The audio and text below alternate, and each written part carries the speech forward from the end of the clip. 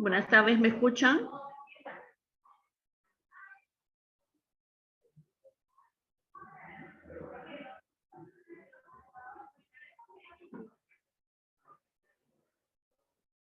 Por favor, ¿me pueden confirmar si me escuchan?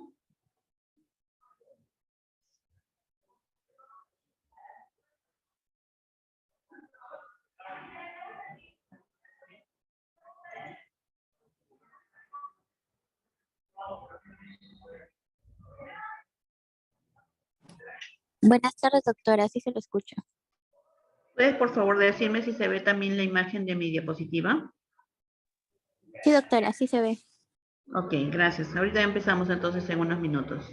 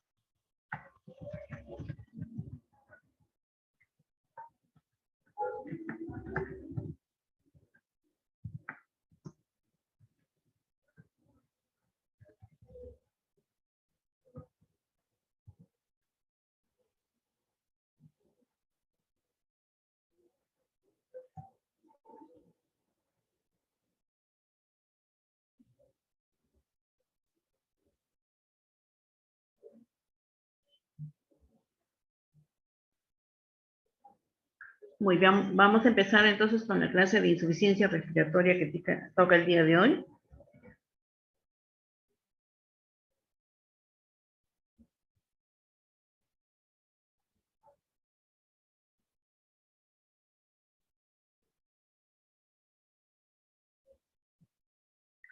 Vamos a hablar sobre la definición de insuficiencia respiratoria, la curva de disociación de oxígeno por la hemoglobina, un poco de gases arteriales, cómo es el disturbio ácido-base, la clasificación de insuficiencia respiratoria de acuerdo a sus trastornos fisiopatológicos, qué consiste el síndrome de estrés respiratorio adulto, qué es la gradiente alveolo-capilar y finalmente los síntomas de una insuficiencia respiratoria.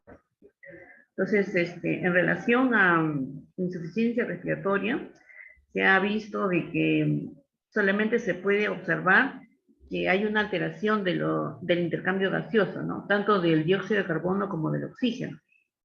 Pero para que yo sepa cuánto está el dióxido de carbono o el oxígeno, yo necesito unos gases arteriales.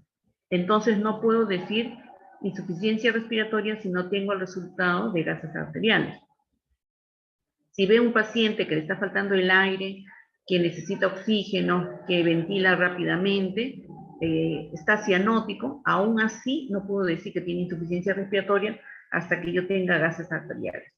Cuando yo tenga, por ejemplo, la presión arterial de oxígeno menor de 60 milímetros de mercurio, entonces puedo decir si el paciente tiene insuficiencia respiratoria de tipo 1 o hipoxémica.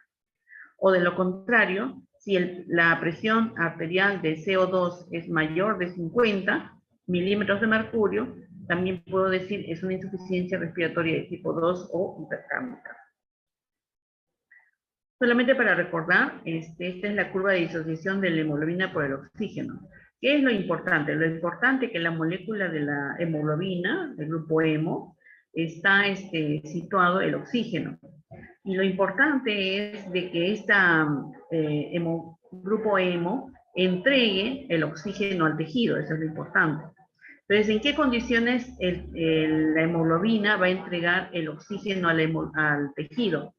Solamente cuando la curva C vaya hacia el lado derecho. Por ejemplo, cuando haya disminución del pH, cuando haya una acidosis, o cuando hay un aumento del 2-trisfosfoglicerato, o cuando hay fiebre. Pero en cambio, si por ejemplo yo tengo estas otras condiciones al contrario, alcalosis, disminución del 2,3-difosfoglicerato, o por ejemplo una hipotermia, entonces la hemoglobina se va a pegar, ¿no?, el oxígeno a esta hemoglobina y no lo va a entregar al tejido, ¿no? Por eso se llama afinidad. Mientras mayor afinidad tiene la hemoglobina por el oxígeno, no lo va a entregar. Y en estas circunstancias no lo va a entregar. Pero si ocurre estas otras circunstancias, si la curva se desvía hacia la derecha, entonces es posible que haya menor afinidad de la hemoglobina por el oxígeno y por lo tanto lo entregue al tejido. Entonces ya les dije que insuficiencia respiratoria es cuando yo tengo el resultado de oxígeno, el resultado de CO2, ¿no es cierto? Y para eso tengo que tomar los gases arteriales. ¿Cómo se toman los gases arteriales? Primero tengo que tomar la presión arterial radial, perdón, el pulso arterial radial, el pulso cubital. ¿Por qué tengo que tomar los dos pulsos? Porque si yo malogro una arteria, entonces tengo la otra con sus concomitantes que harán que no se muera el miembro superior. Entonces tengo que garantizar que haya estos dos pulsos. Una vez que he garantizado eso, le tomo el pulso arterial, lo limpio, lo desinfecto, y entonces con una aguja especial voy a introducir hacia la arteria y va a salir la sangre arterial. Tengo que tapar esta sangre arterial para que no entre mayor cantidad de oxígeno y pueda ser analizado. Para interpretar los gases arteriales es recomendable saber algunas nociones, ¿no? Ustedes saben que el pH es el logaritmo negativo de los iones hidrógeno. ¿Qué significa? Significa que el pH es inversamente proporcional a los iones hidrógeno. Es decir, el pH normal es 7.40. Si yo tengo menor pH y tengo inversamente proporcional a iones hidrógeno, menos pH, más iones hidrógeno. ¿Y qué significa más iones hidrógeno? Es un pH ácido. Entonces, a menor pH, mayor acidez y mayor iones hidrógeno. En cambio, si mi pH está aumentado, ¿no?, y como es inversamente proporcional, la cantidad de iones hidrógeno va a estar disminuido. Y entonces voy a tener un pH alcalino. Entonces, a mayor pH, menor cantidad de iones hidrógeno y por lo tanto un pH de tipo alcalino. Entonces, para eso sirve la definición de lo que es el pH, ¿no? Entonces, en conclusión, el pH es inversamente proporcional a la concentración de iones hidrógeno. Es importante saber también que el PCO2 tiene que ver mucho con el aparato respiratorio, o sea, quien lo aumenta o lo disminuye va a ser el aparato respiratorio y el PCO2 realmente tiene una condición ácida, ¿no? En cambio, el bicarbonato tiene que ver más con una relación, un mantenimiento de tipo metabólico, ¿no? Y aumento del bicarbonato está relacionado con un pH de tipo alcalino, ¿no? Entonces es algo que tenemos que recordar también. PCO2 respiratorio es ácido y el bicarbonato es generalmente alcalino y tiene que ver con lo metabólico. Acá tienen ustedes los valores normales del pH, 7.40 más menos 5. El PCO2, miren ustedes que es casi lo mismo, el mismo valor menos quitándole el 7 nada más del pH, 35,45. El bicarbonato generalmente es 24 más menos 2. Y la presión arterial de oxígeno siempre es más de 80, ¿no? Entonces, debemos considerar que el PCO2 generalmente es ácido y es un componente respiratorio, mientras que el bicarbonato es alcalino y tiene un componente de tipo metabólico.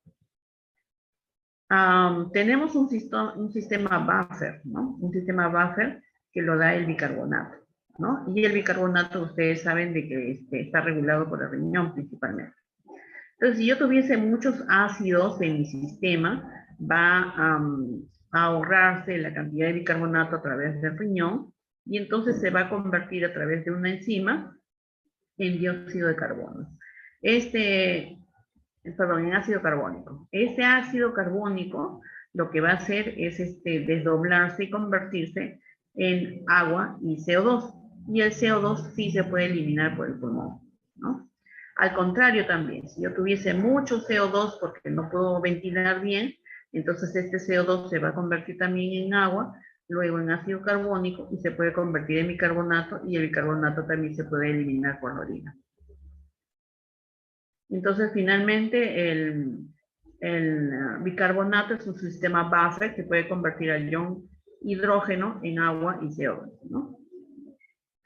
Entonces, vemos que un pH por debajo de 7.35 sería una acidosis, ¿cierto? Y un pH por encima sería una alcalosis. Hay otro componente importante, esta ecuación que se llama la ecuación de Henderson-Hasselbalch. ¿Qué dice esta ecuación de Henderson-Hasselbalch? Dice que el pH es igual a 6.1 más el logaritmo de bicarbonato entre el CO2. Entonces, ¿qué cosa es lo que ustedes deben recordar? Que el pH es directamente proporcional al bicarbonato. Es decir, aumenta pH, aumenta bicarbonato. Disminuye el pH, disminuye el bicarbonato. Y también que el pH es indirectamente proporcional o inversamente proporcional al CO2. Es decir, aumenta pH, disminuye el CO2 y viceversa, ¿no? Entonces acá, pH con bicarbonato.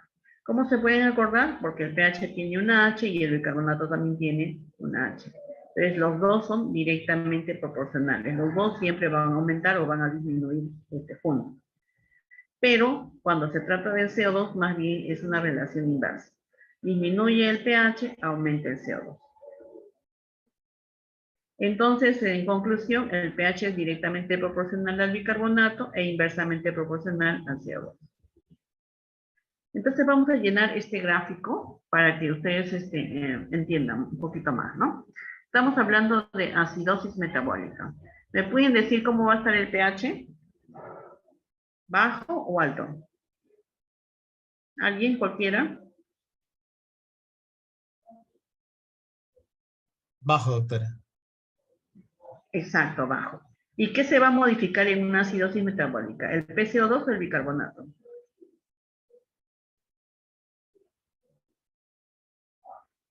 ¿El CO2? No. Hemos dicho respiratorio, CO2, ¿ya? El bicarbonato. CO2, bicarbonato metabólico. Entonces, si estamos diciendo acidosis metabólica, ¿cuál se alterará? ¿El CO2 respiratorio o el bicarbonato metabólico? El bicarbonato. El bicarbonato, doctora.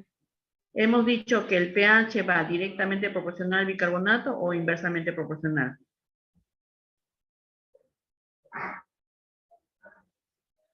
Hemos dicho directamente, ¿no? pH tiene una H, bicarbonato tiene una H directamente proporcional. Entonces, ¿cómo va a estar el bicarbonato en la acidosis metabólica? Aumentado. Si estamos diciendo directamente proporcional, significa que está en las mismas condiciones. Disminuye. Está disminuido. Ahora vamos a ver la alcalosis metabólica. ¿Cómo estaría el pH? Exacto, elevado. Entonces, ¿me voy a ir al PCO2 o al bicarbonato para una alcalosis metabólica? Bicarbonato alto. Exacto. ¿Es directamente proporcional o inversamente proporcional? Directamente. Directo. Entonces, ¿cómo va a estar el bicarbonato? Aumentado. Aumentado. Aumentada. En una acidosis respiratoria, ¿cómo va a estar el pH? Disminuido. En una acidosis respiratoria el pH está disminuido. ¿A quién busco? ¿Al PCO2 o al bicarbonato en una acidosis respiratoria? Al PCO2. Al PCO2. CO2. ¿Es el pH inversamente proporcional o directamente proporcional al CO2? Inversamente. Inversamente Inversamente. Si es inversamente va a estar. aumentado. Exacto.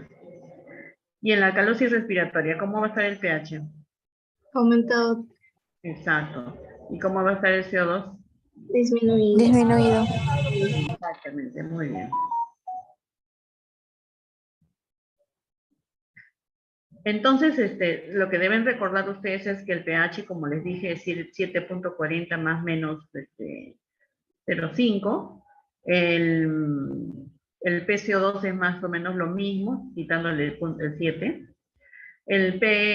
La presión arterial de oxígeno siempre es más de 80.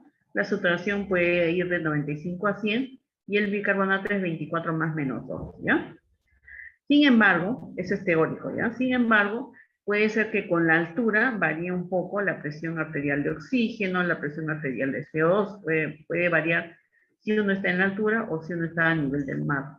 Y también puede variar si uno es mujer o varón, también pueden variar los valores, ¿no?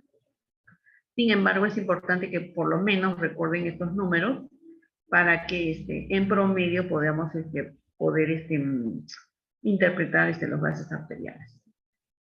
Entonces, cuando yo tengo el CO2, como les dije, el CO2 representa generalmente acidosis y tiene que ver con los aparatos respiratorios. Si está alto, hipercapnia; si está bajo, hipocapnia.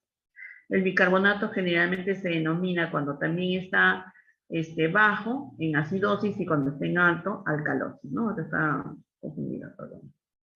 El oxígeno se denomina hacia abajo hipoxia y hacia arriba hiperoxia, ¿no? Y bueno, pues el pH acidosis alcalosis. Puede ser que, por ejemplo, yo tenga una alteración respiratoria, ¿ya? Yo tengo un paciente que de repente dejó de respirar, su PCO2 aumenta. Entonces, está en acidosis respiratoria porque el PCO2 aumenta, ¿se acuerdan? Es inversamente proporcional al pH del PCO2, entonces el pH baja, ¿no? Acidosis respiratoria. Entonces, el riñón puede encargarse de esta acidosis respiratoria reservando bicarbonato. Entonces, yo puedo tener un trastorno primario, que sería la acidosis respiratoria, pero puedo tener un trastorno compensatorio con una alcalosis metabólica, ¿no? Eso siempre y cuando pasen días, ¿ya? Porque el riñón tarda días en tratar de compensar. Por eso es que hay una fórmula, ¿no? Cuando es agudo, generalmente por cada 10 milímetros de mercurio que aumente la presión de CO2, va a disminuir el pH. Entonces, en general, ustedes pueden decir, si el bicarbonato no se modifica, generalmente es agudo. Si el bicarbonato se modifica, generalmente es crónico.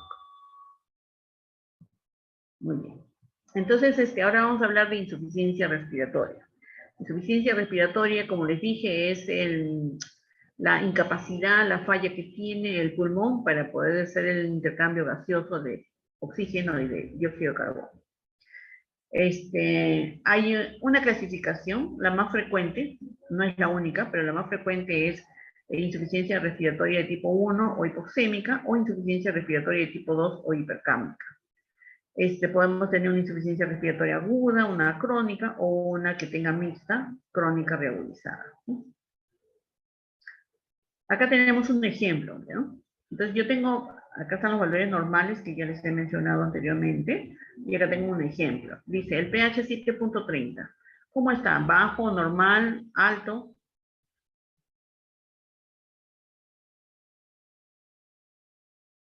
¿Cualquiera? Bajo, doctora. Exacto. Y cuando está bajo, significa ácidos en sangre. Entonces se llama acidemia, ¿ya? Acidosis no, acidemia. Entonces bajo está acidémico. Entonces yo tengo que buscar qué va con este pH acidótico. ¿Está el CO2 o el bicarbonato en acidosis? ¿Cuál creen ustedes? El bicarbonato. El CO2. El CO2, ¿no? El Miren CO2, ustedes, el CO2 va de 36 a 44 y tengo 55. Está alto. ¿Se acuerdan que el pH siempre es inversamente proporcional al CO2, ¿no? Baja el pH, aumenta CO2. Entonces, así yo sí puedo decir que es una acidosis de qué tipo, respiratoria, metabólica.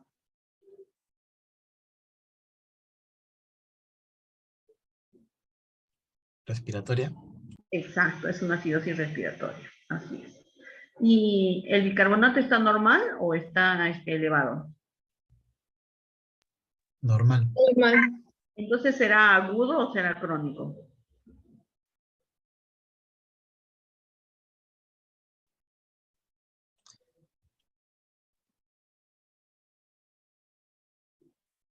Crónico.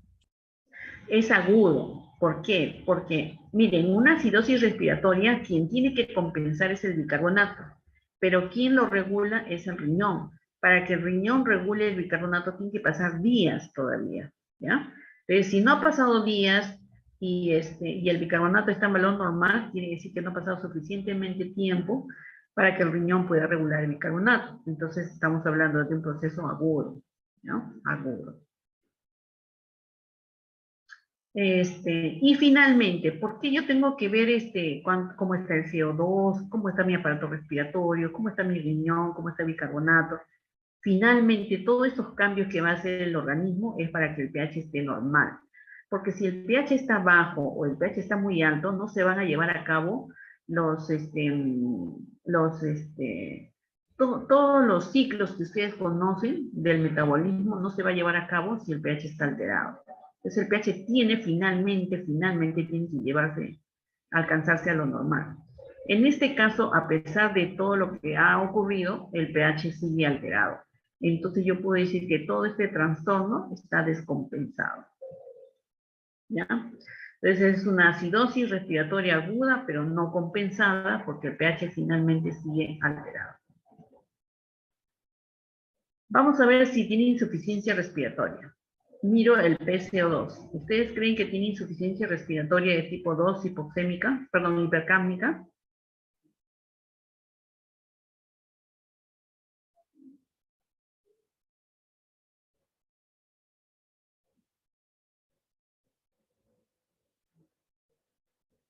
Sí, porque les he dicho, la PCO2 mayor de 50 produce insuficiencia respiratoria de tipo 2. En cambio, la PO2 menor de 60 milímetros de mercurio, insuficiencia respiratoria de tipo 1. Aquí hay dos definiciones. Uno es el trastorno ácido-base, que es lo primero que hemos estado viendo, y lo otro es insuficiencias respiratorias.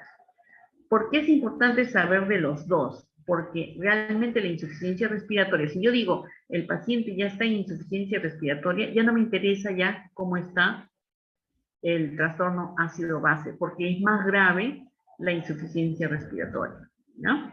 Entonces, si yo tuviese este AGA, lo que más me importaría es que tiene insuficiencia respiratoria de tipo 2. Pero si, por ejemplo, el PCO2 estaría más o menos casi dentro de límites normales, entonces sí me interesa saber cómo está el trastorno ácido-base. ¿Sí? ¿Están bien? ¿Alguna duda?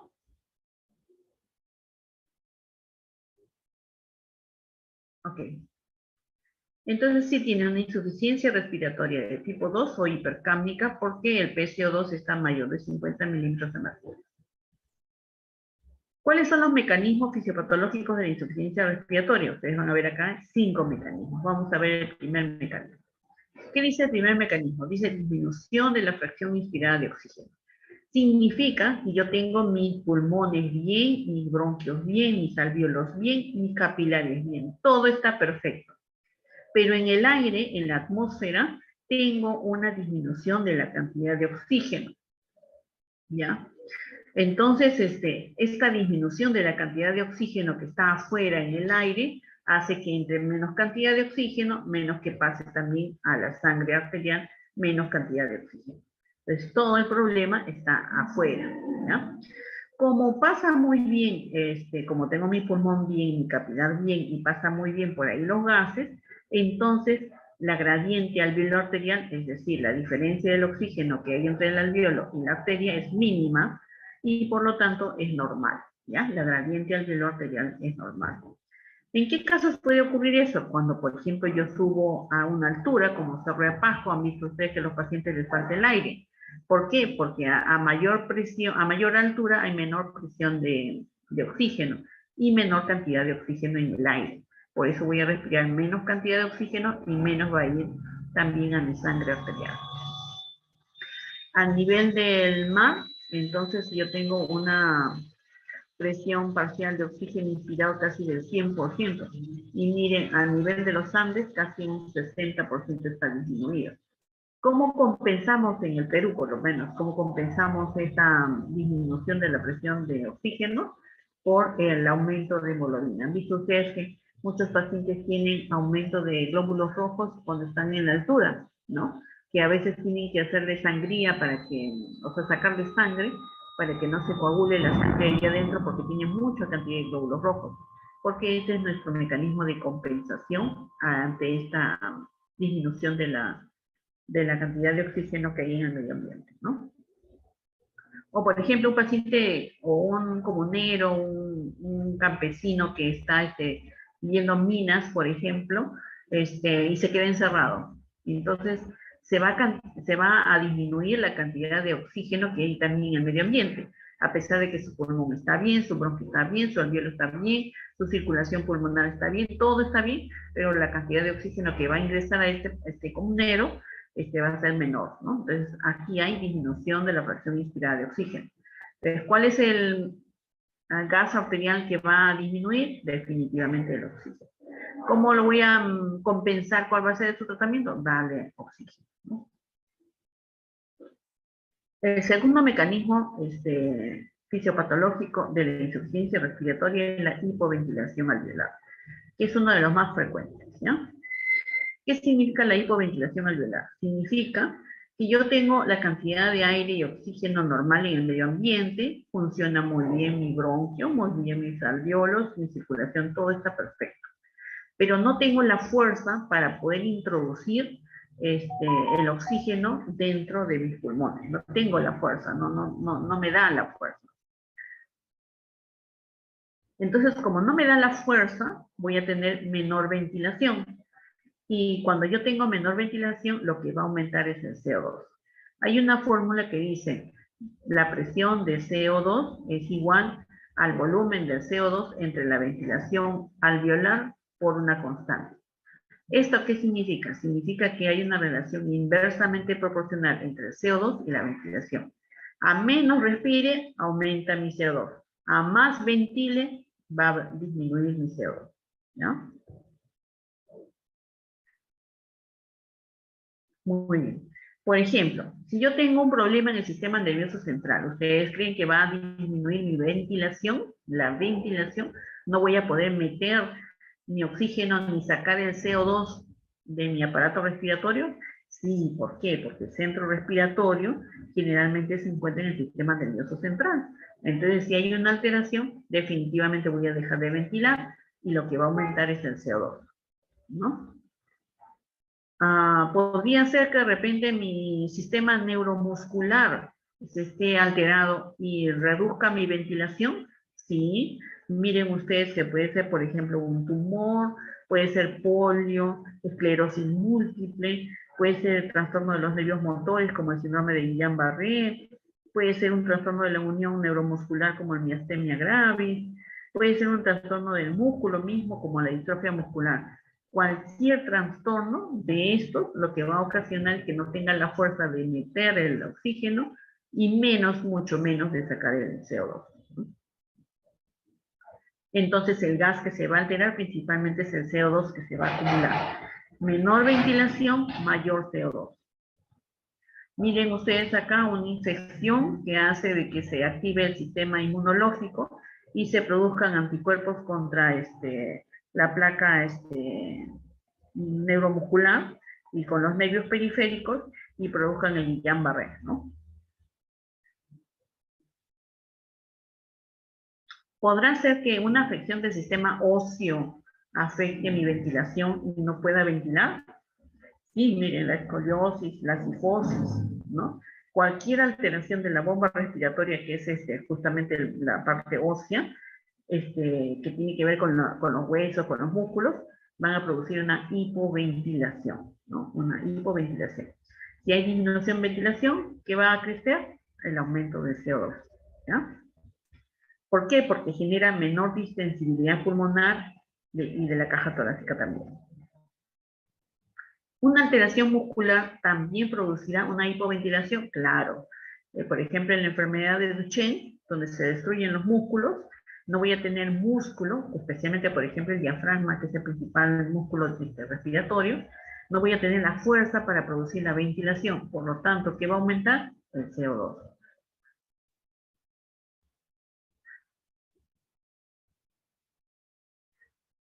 Muy bien. Otra alteración fisiopatológica donde voy a tener insuficiencia respiratoria, disculpen, antes solamente para concluir. Entonces, en todas las alteraciones donde haya una disminución de la ventilación, voy a tener aumento de CO2, es decir, insuficiencia respiratoria tipo 2 hipercámica, porque mi CO2 va a estar mayor de 50 milímetros de mercurio. Otra de las alteraciones, como les estaba diciendo, es la alteración de la difusión. Es decir, en mi aire normal tengo la cantidad de oxígeno bien, mi bronquio está bien, mi alveolo está bien, mi capilar también está muy bien. Todo está muy bien, excepto que la membrana alveolo capilar, por donde se va a producir la traspaso, la difusión del oxígeno y del CO2, se va a alterar, ¿no? Y se va a encrostar. Por ejemplo, en una fibrosis pulmonar, ¿no? Miren ustedes cómo es el pulmón normal y cómo es un pulmón de tipo, donde hay infiltrado de células, ¿no? En el alveolo, y entonces no me va a permitir tener una comunicación con la circulación. Entonces, ¿cuál es el gas que se va a alterar generalmente? Generalmente se va a alterar el oxígeno. ¿Por qué? Porque el oxígeno no se va a poder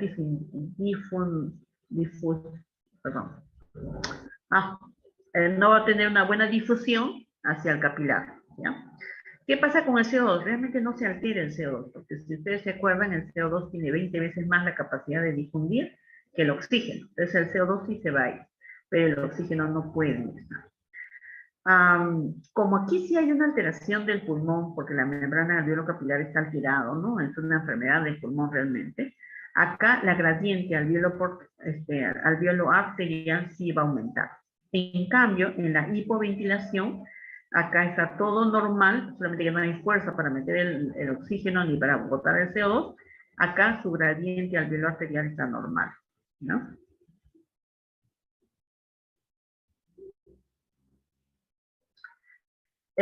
Otro de los, y entonces lo que voy a tener es disminución de la cantidad de oxígeno que va a pasar al capilar pulmonar. Por lo tanto, la insuficiencia que me va a producir es una insuficiencia respiratoria de tipo hipoxémica o de tipo 1. Otro mecanismo fisiopatológico es la relación ventilación-perfusión. Ustedes ven acá el endotelio, ¿no? Acá está el endotelio. Está la membrana alveolo capilar, ¿no? Y está el alveolo. Entonces, ¿qué se dice? Se dice de que yo tengo que tener una relación alveolo capilar casi del 0.8, casi del 1. Es decir, si yo tuviese 1000 capilares, debo tener 1000 alveolos. Si tuviese 50, 50. La relación debe mantenerse. ¿Para qué? Para que no haya una insuficiencia respiratoria. Entonces, el intercambio gaseoso entre alveolo y la sangre se llama difusión, ¿no? Esta difusión permite la difusión de los dos gases, tanto del oxígeno como del dióxido de carbono, y depende mucho de las concentraciones. Si yo tengo mucha concentración de CO2, ese CO2 va a salir, o si tengo menos concentración de oxígeno, ese oxígeno también va a entrar, ¿no? Y esta gradiente la mantiene justamente esta relación ventilación-perfusión, ¿no? Como les dije, la relación es casi 1, es de 0.8 a 1.2. ¿Por qué? Porque la ventilación alveolar es más o menos 4 a 6 litros y ustedes saben también que el flujo pulmonar también es igual a 4 a 6 litros. Entonces puede ocurrir que de repente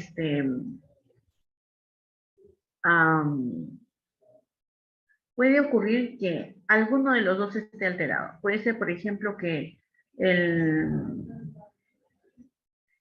capilar pulmonar esté obstruido y el alveolo sí penetra el oxígeno bien, ¿ya? Entonces, si hay una desbalance entre esta relación, entonces voy a tener más ventilación. ¿Por qué? Porque los alveolos sí están abiertos y sí están ventilando, pero tengo menor circulación. Entonces, mi relación ventilación-perfusión aumenta, ¿ya? Puede ser que sea al contrario, puede ser que de repente está, mi alveolo es el que está alterado, pero mi circulación se mantiene normal. Entonces voy a tener menor cantidad de oxígeno que esté entrando porque no tengo alveolos, pero la circulación se mantiene. Entonces la relación ventilación-perfusión va a disminuir, ¿ya?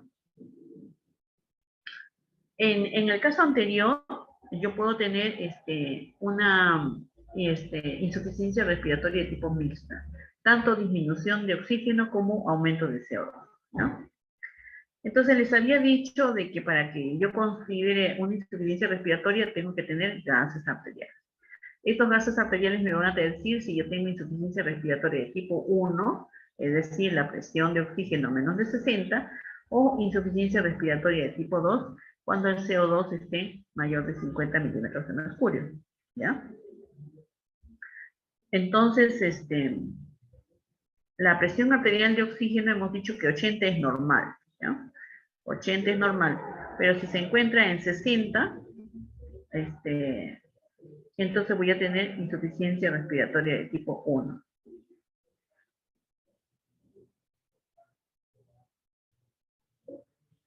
Si tengo menos de 80, pero más de 60, eso se llama hipoxemia.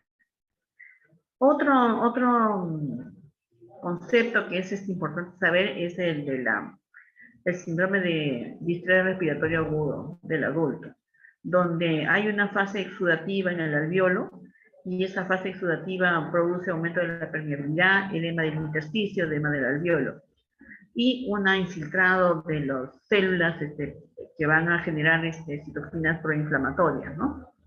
De neutrófilos, de plaquetas, de macrófagos y una activación del sistema de complemento.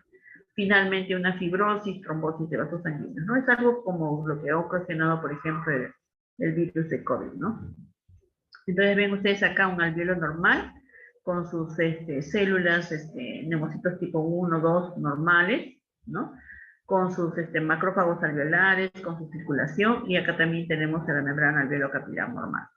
¿Qué pasa en una injuria pulmonar aguda? Lo que vamos a tener es la activación del macrófago con la salida de sustancias inflamatorias como los leucotrienos, sustancias oxidantes, proteasas, citoquinas proinflamatorias.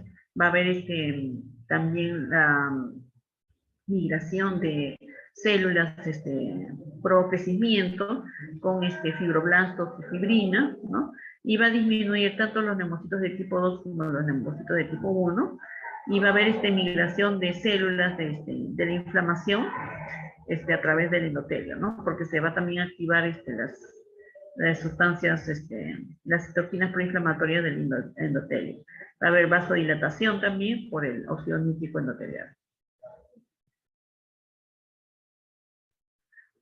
Finalmente, gradiente alveolar arterial que yo les había dicho que es importante en la insuficiencia respiratoria.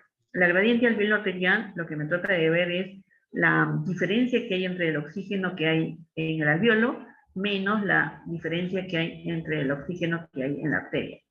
Si, por ejemplo, yo tengo 100 de oxígeno en el alveolo, debería tener 90 en la arteria. No debería tener mucha diferencia. Una diferencia de 10 a 20 es lo máximo que podría haber, ¿no?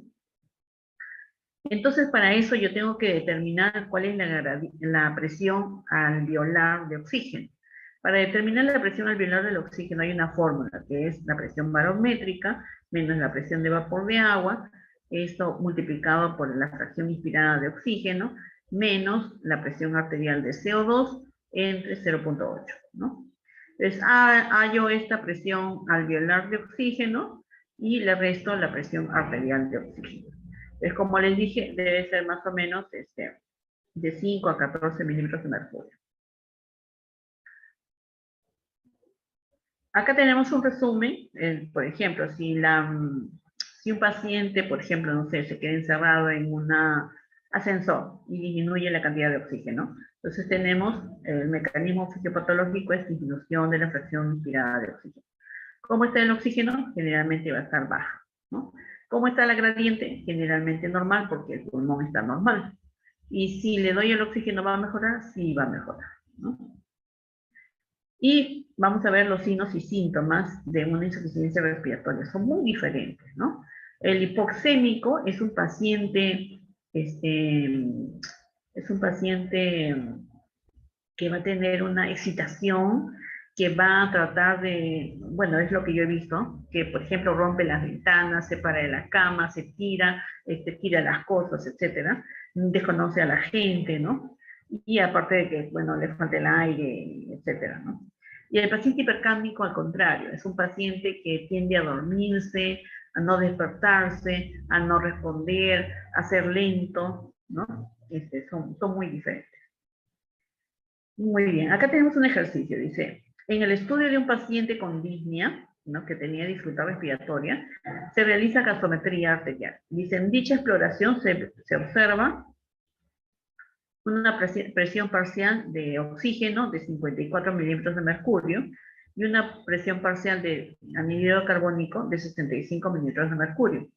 Y su gradiente alveolo arterial estaba en 14. Dice, en vista de los resultados, ¿cuál es el diagnóstico más probable del paciente? Entonces, miren, tiene oxígeno bajo, CO2 alto y la gradiente normal. ¿Qué tiene? Una enfermedad pulmonar obstructiva crónica, una fibrosis pulmonar, un tromboembolismo pulmonar o una enfermedad neuromuscular. ¿Qué creen?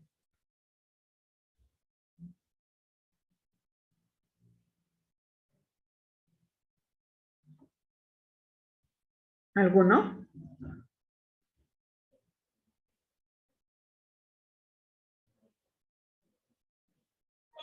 ¿Podría ser fibrosis pulmonar, doctora? Ya.